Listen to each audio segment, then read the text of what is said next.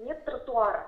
Там все детки тоже ходят с родителями. Первый звонок и первая наболевшая проблема. На связи жительница Казани Ирина Исмагилова. Женщину беспокоит отсутствие дорожной инфраструктуры на улице Габишева. В осенний и весенний период там размывает полностью дорогу. Как оказалось, вопрос не решается уже много лет. Вот на этом участке можно увидеть сразу три насущные проблемы, которые волнуют жителей. Во-первых, нет остановочного павильона, в котором можно укрыться от ветра и дождя. Отсутствует зебра, чтобы перейти дорогу на другую сторону. И самое главное, здесь отсутствует тротуар. Летом здесь еще, когда пешеходы ходят, здесь более-менее еще есть тропка, а зимой это бесполезно просто. Здесь одни сугробы, и приходится идти просто по дороге. По тротуару нужно будет время. Пока я просто обращусь, получу ответ и вас проинформирую. А это другой участок улицы Габишева, на который тоже пожаловались во время прямого эфира. Здесь жители просят продолжить ограждение вдоль всего тротуара. По нему мама водит малышей в детский сад. Всех за руку ты взять не можешь,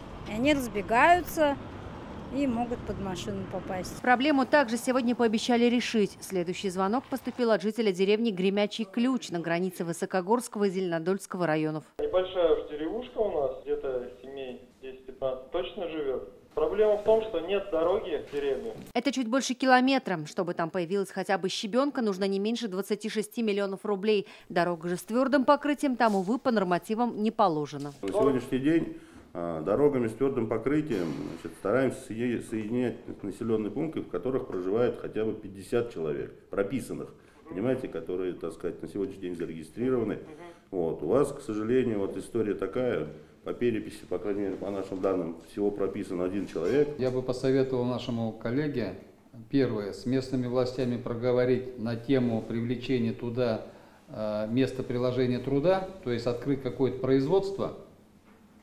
И тогда вопрос строительства дорог будет иметь больше шансов. В общественную приемную сегодня позвонили 10 человек из Казани, с улицы Исаева, жаловались на яму во дворе. А жители Высокогорского района попросили увеличить количество автобусов к поселку Шигали.